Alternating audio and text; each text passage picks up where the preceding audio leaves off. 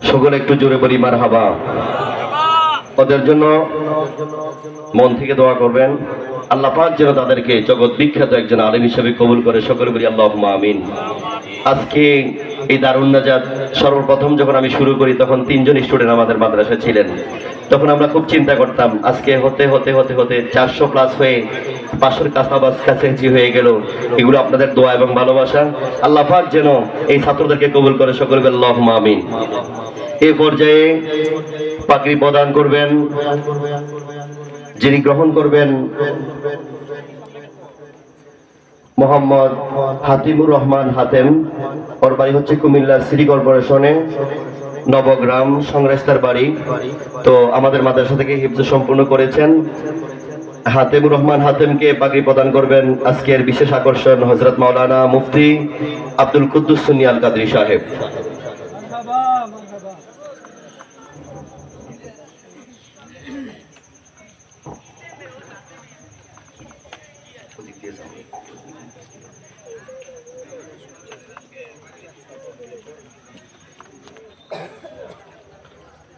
সকলে বলি মারহাবা।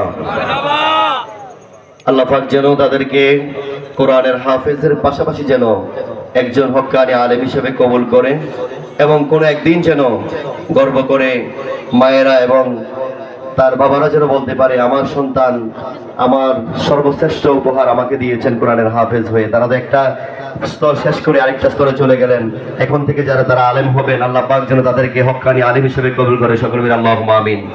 এই পর্যায়ে পাগড়ি প্রদান করবেন, পাগড়ি গ্রহণ করবেন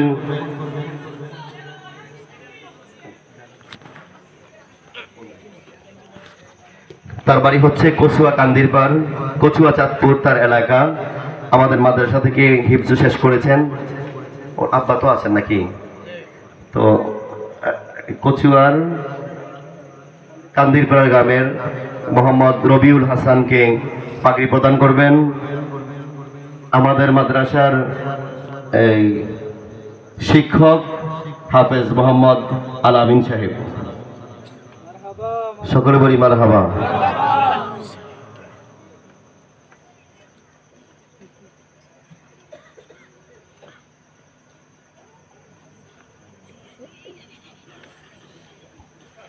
সম্মানিত উপস্থিতি,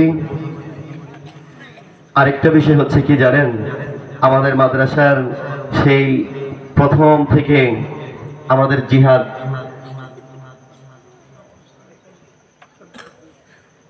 সবসময় জিহাদ খুব কষ্ট করতেন, পড়াশোনার জন্য কষ্ট করতেন। এজন্য মাঝে মাঝে বলতেন যে আমি হেফজ পড়তে চাই না। তো তার বাবা বলতেন যে আমার একটাই মাত্র ছেলে, আমি অন্য কিছু চাই না, আমি শুধু একটা জিনিস চাই, আমার ছেলেটা হাফেজ হোক। তো জিহাদ জীবন যুদ্ধ করে আজকে জিহাদ প্রায় 1 মাস অতিবাহিত হয়ে গেল, হিফজ শেষ করেছেন। জিহাদের আব্বার সবচেয়ে বেশি স্বপ্ন, তার বাবাও যদি আমাদের গার্ডিয়ানদের মধ্যে সবচেয়ে একটু বিগ পার্সন, মানে ধনী মানুষ হলেও কিন্তু মনটা অনেক ভালো। বলতেন যে হুজুর আমার টাকা পয়সা অট্টালিকা আমার কিচ্ছু চাওয়া নাই, শুধু একটাই চাওয়া যে আমার সন্তানটা যদি একদিন আপনারা বলতে পারেন আমার ছেলেটা হাফেজ হয়েছে হুজুর, ওই দিন আমার এর চাইতে বড় পাওয়া আর কিছুই থাকবে না। এরকম সব বাবাদের এই পাওয়া এবং চাওয়া, বলে ঠিক না? আজকে এই ছেলেগুলি ওদের মায়েরা গর্ব করে বলতে পারবেন যে আমার ছেলেটা কোরআনের হাফেজ হয়েছে। একদিন আমার বাবাও গর্ব করে পড়েছিলেন, যেদিন আমি এই কাদুরি মাদ্রাসা থেকে পাগড়ি প্রদান করি সেদিনও আমার বাবা এরকম ওয়াজের মঞ্চে উপস্থিত ছিলেন। যেদিন আমি হেফজ শেষ করে মাথায় পাগড়ি পরে আসি ওদিন আমার মাও বলতেন বাবা তুই অনেক বড় হবি। তো আসলে চেষ্টা করেছিলাম, জীবন যুদ্ধে অনেক চেষ্টা করেছি, মনে করছিলাম জীবনে যদি আরো ভালো মাদ্রাসায় লেখাপড়া করতে পারতাম হয়তো আল্লাহ আরো বড় কিছু করতেন। তারপরে আলহামদুলিল্লাহ আমার বাবার সবচেয়ে বড় চাওয়া ছিল আমি আলেম হই। আমি আলেম হওয়ার পেছনে আমার বাবার যে অবদানগুলি ছিল আমি সর্বোচ্চ চেষ্টা করেছি, আপনাদের আর বুঝার বাকি নাই। আল্লাহ পাক যেন আজকের মাহফিলকে জড়িয়া করে আমার আব্বার এবং সকল কবরবাসীদের কবরকে জান্নাতের বাগান বানিয়ে সকলে বলি আমিন।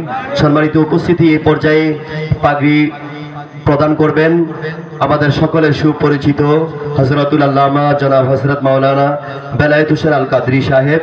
হুজুরের কাছ থেকে পাগড়ি গ্রহণ করবেন আমাদের কুমিল্লা দারুন নাজাত স্কুল অ্যান্ড হিফজ মাদ্রাসার কৃতি শিক্ষার্থী মোহাম্মদ রবিউল হাসান জিহাদ, মোহাম্মদ রবিউল হাসান জিহাদকে পাগড়ি প্রদান করবেন হযরত মাওলানা বেলায়েত হোসেন আল কাদরি। সকলে বলি মারহাবা, আরো জোরে সোরে বলি মারহাবা। আল্লাহ পাক জিহাদের আব্বার কেন, এরকম অনেক যে ছোট্ট সোনামণিরা এখানে আছেন আমাদের মাদ্রাসার, আল্লাহ পাক যেন প্রত্যেকটা ছাত্রকে কবুল করে, সকলে বলি আল্লাহুম্মা আমিন।